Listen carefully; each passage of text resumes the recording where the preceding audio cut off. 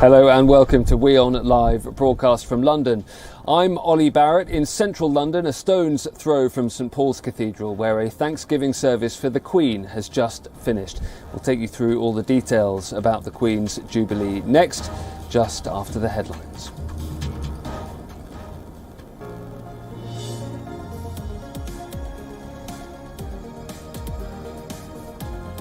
Today marks the 100th day of the Ukraine war.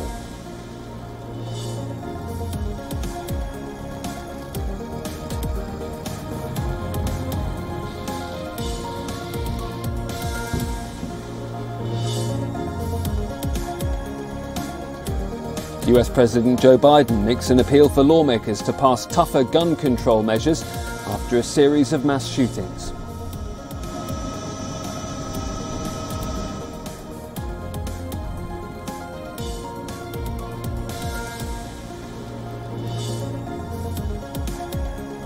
Tesla CEO Elon Musk has what he calls a super bad feeling about the economy and says he wants to cut about 10% of jobs at the electric car maker.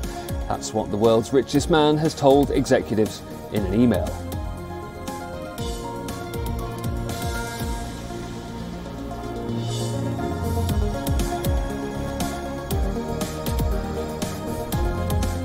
British Prime Minister Boris Johnson was met with boos as he arrived at London's St Paul's Cathedral for a service of thanksgiving for Queen Elizabeth II.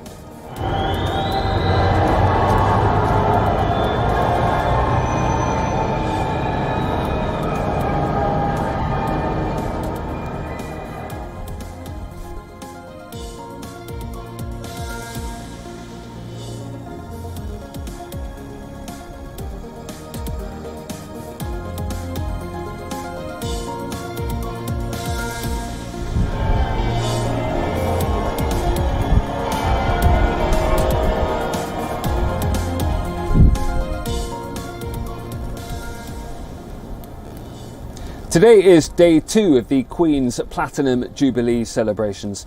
Today's main venue is London's St Paul's Cathedral, just behind me there, for a service of thanksgiving for the Queen. Grand Paul, the country's biggest church bell, rang out before the service and will ring for several hours afterwards.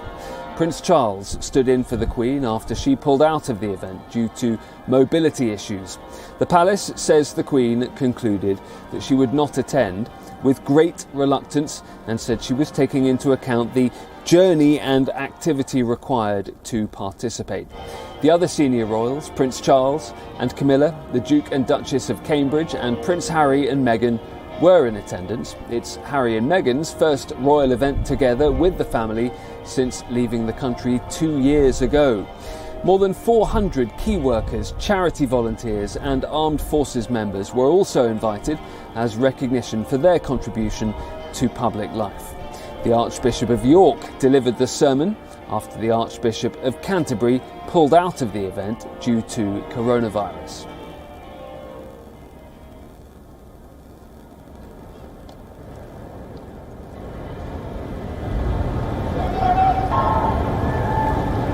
The UK's current and former Prime Ministers, dignitaries and politicians were there as well. Boris Johnson gave a reading.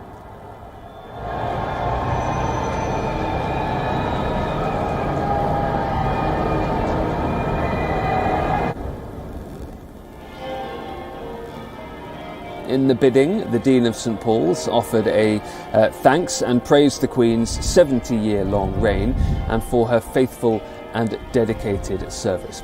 Now afterwards, it's a reception at the Guildhall in the City of London that will highlight a new anthem by the Master of the Queen's Music, Judith Weir.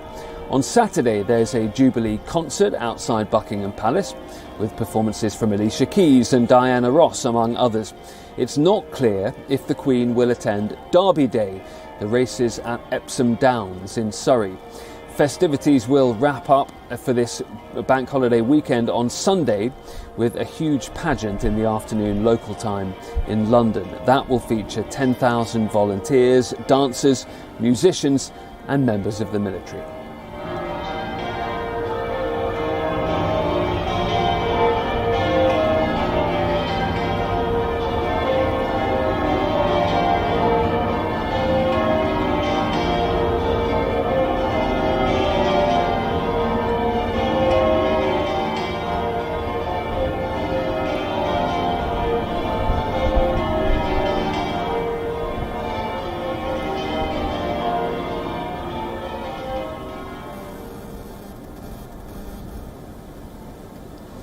Now, despite her discomfort, the palace says the Queen enjoyed day one of the Jubilee celebrations, which brought hundreds of thousands of people onto the streets of London. 4 days of pomp, parties and parades kicked off on Thursday in honour of Britain's Queen Elizabeth's record-breaking 70 years on the British throne. The beaming 96-year-old monarch appeared briefly on the balcony of Buckingham Palace alongside senior royals, from where she waved at the crowds and watched a fly past by modern and historic Royal Air Force planes. God save us! Tens of thousands of royal supporters waving flags lined the streets of London to watch a military parade that marked the start of the Platinum Jubilee events.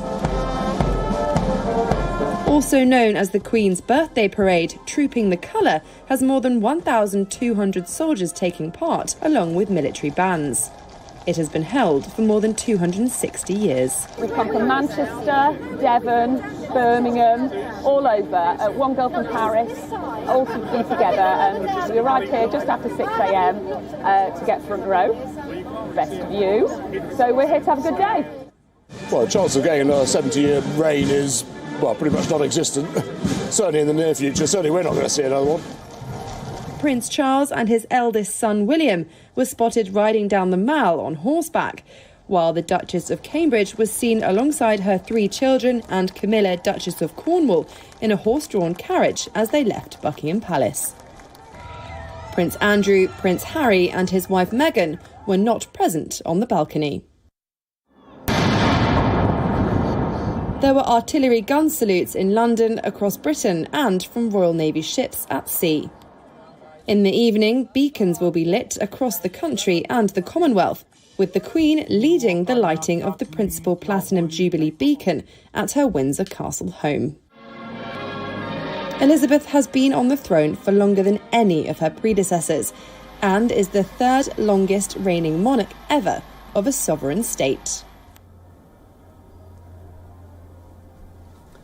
Today is the 100th day of the Russian invasion of Ukraine, and fighting continues with no end in sight. Ukrainian President Volodymyr Zelensky says Russian forces now control 20% of his country's territory. Fighting is mostly concentrated in eastern Ukraine. Russia is focusing on what it calls the liberation of Donbass. Severodonetsk and Lysychansk are major battlegrounds. If Russia takes them, it would be in control of all of Lugansk. Zelensky says that Ukrainian troops are carrying out counterattacks to push back Russian forces.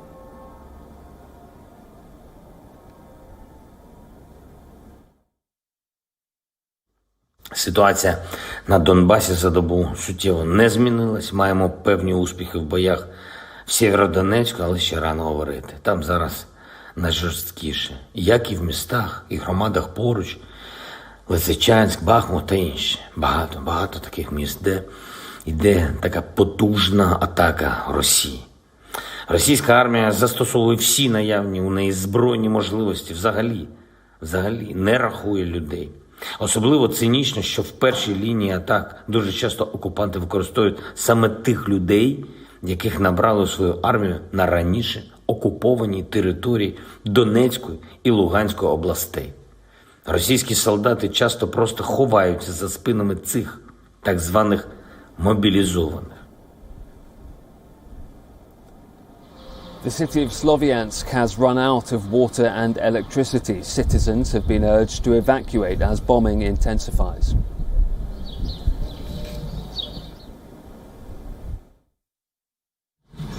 Мне страшно. До сих пор не верится, что это происходит на самом деле с нами. Жалко все это. За город страшно, за страну страшно. И страшно, будет ли вообще куда-сюда нам возвращаться. Я вообще не знаю. Просто едем, потому что понимаю, что нужно ехать. Хочется, чтобы поскорее мы победили, и все было хорошо.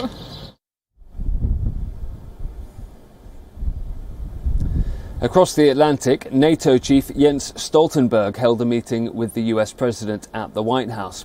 He warned that the world needs to be prepared that the war might drag on. And he reiterated that NATO doesn't want direct conflict with Russia.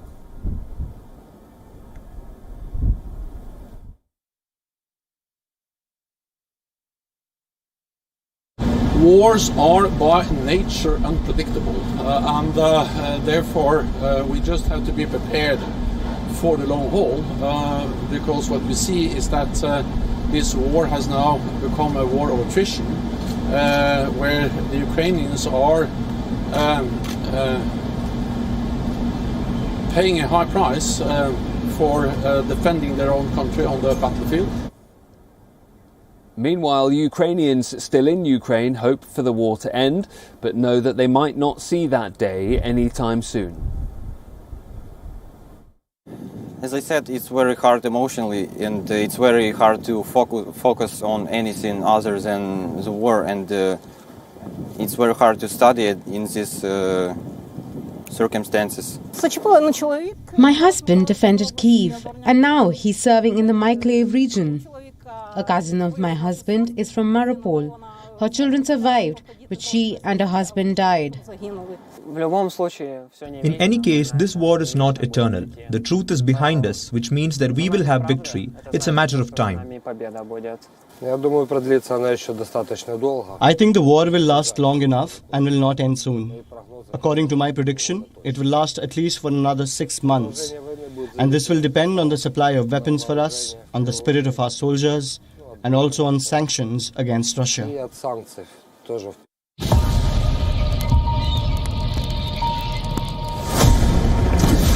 Russia's shock and awe invasion. There is uncertainty around the city of Kiev. Meets Ukraine grit and tenacity. The people of Kiev are standing up for their country. Conflict sparks global energy and food crises. We told you every story, every detail. Tales of tenacity and horrors of war. Millions flee, thousands killed. 100 days of Russia-Ukraine war. The Organisation of Petroleum Exporting Countries has agreed to increase crude output. It comes after another recent spike in global oil prices. Saudi Arabia and other OPEC Plus states agreed to increase oil production Thursday in hopes of easing surging oil prices and global inflation, and to smooth the way for an ice-breaking visit to Riyadh by U.S. President Joe Biden. The move is seen as a sign of willingness by Saudi Arabia and other OPEC Gulf nations to pump more after months of pressure from the West to address global energy shortages worsened by Western sanctions on Russia. OPEC Plus said it agreed to boost output by 648,000 barrels per day in July and a similar amount in August.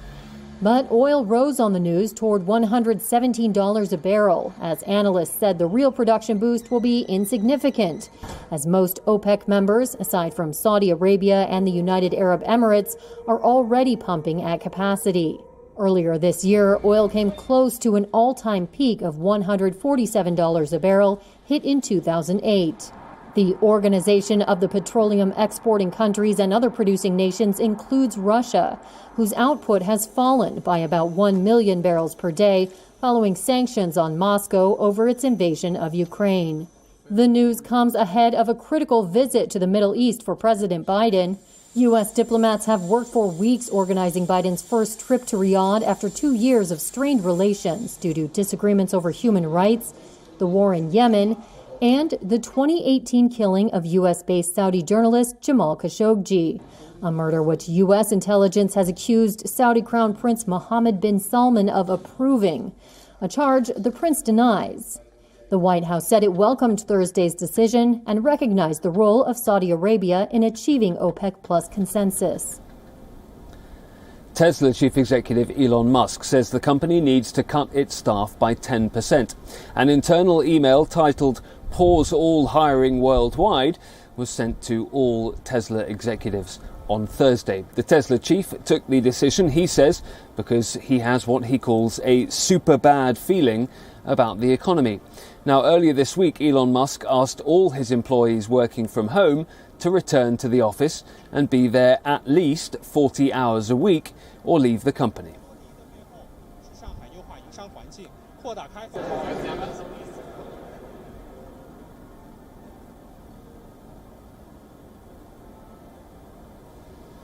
Microsoft has cut its fourth quarter forecast for profit and revenue. It's just the latest US company to warn of a hit from forex. Shares of Microsoft fell on Thursday after the tech giant cut its profit and revenue outlooks for the current quarter, making it the latest American company to warn of a hit from a stronger U.S. dollar.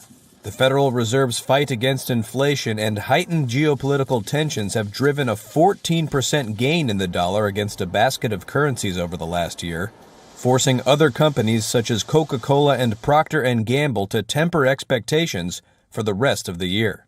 A stronger dollar typically eats into the profits of companies with operations all over the world that convert foreign currency into American money and has added to corporate worries over soaring inflation. Microsoft gets about half its revenue from outside the United States, so the company lowered its revenue forecast for Windows products, as well as cloud and personal computing, which one analyst called a prudent move. Microsoft said it now expects to report as much as $52.7 billion in revenue for the quarter, after previously forecasting as much as $53.2 billion.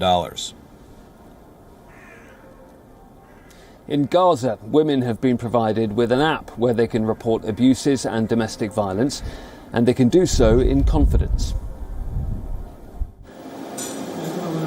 Women in Gaza can now get confidential advice about domestic violence at their fingertips, with help from a phone app. Salma Al-Swerki works at a local women's center.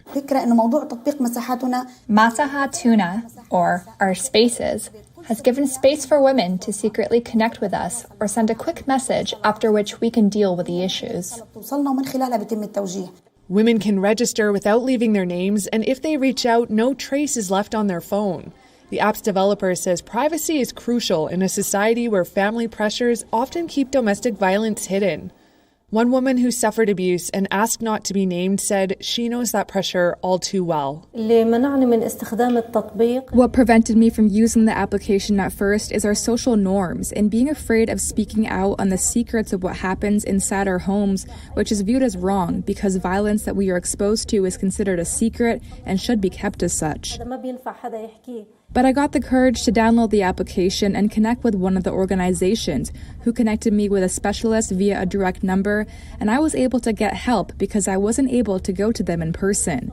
I explained my problem and the violence against me, and it was solved. Not entirely, but a big part of it was solved. Hundreds of women have downloaded the app so far, with 160 getting psychological or legal help, said Holud Al-Sawalma of the Gaza Community Media Center. Women's groups say more needs to be done to stop domestic violence in Gaza, where women who report it sometimes get directed to clan leaders. In 2019, the Palestinian Bureau of Statistics said 41% of women in Gaza had faced domestic violence, a problem that advocacy groups say worsened during coronavirus lockdowns. Next, the Central African Republic is developing agriculture in the Lobe region near Bangui. It's an untouched region, but one renowned for its fertility.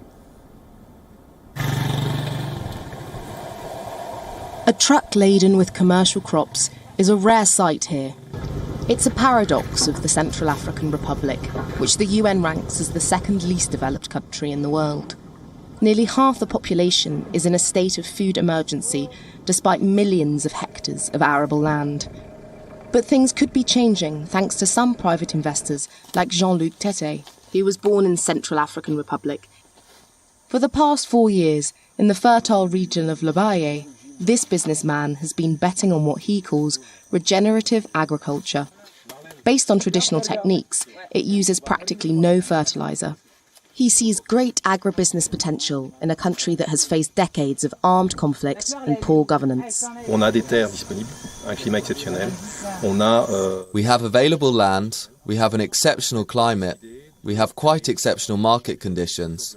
And in fact, we decided to create a champion of sustainable agriculture because it allows us to have an agriculture that conserves the soil, and it allows us to have extremely low production costs, which are the necessary conditions to be able to start agriculture here. Land use is negotiated with the village chiefs, and 20% of profits are fed back into the community, some of which went into building a school. But few investors have taken the plunge in this initiative. The Palm d'Or Company, which is a producer of palm oil, is still the only major investor. We've been witnessing this for years through food aid, which never develops the sector. On the contrary, it makes us lazier. It inculcates in our heads a mentality of the assisted, the people who always need to reach out for help. But when it's the private sector that takes charge, it's something else. It's a question of partnership between those who are going to invest and the producers, and everyone wins.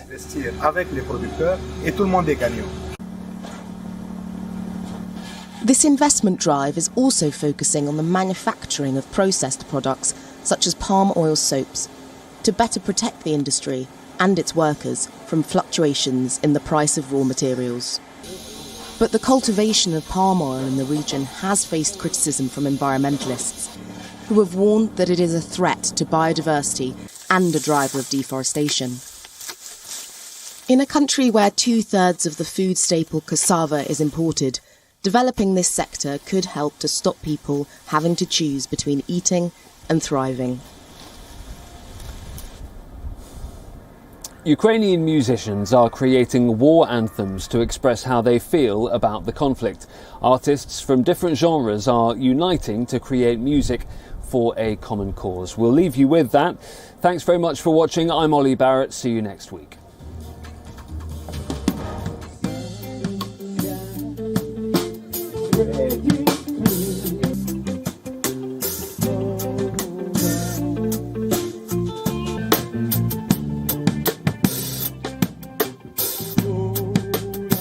Wants to dance, take you by the hand, break through.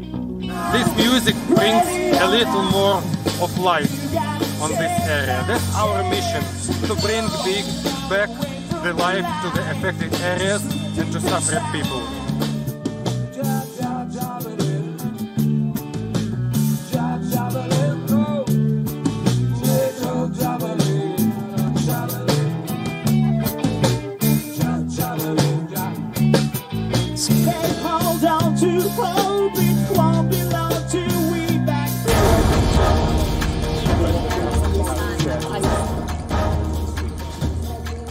Many other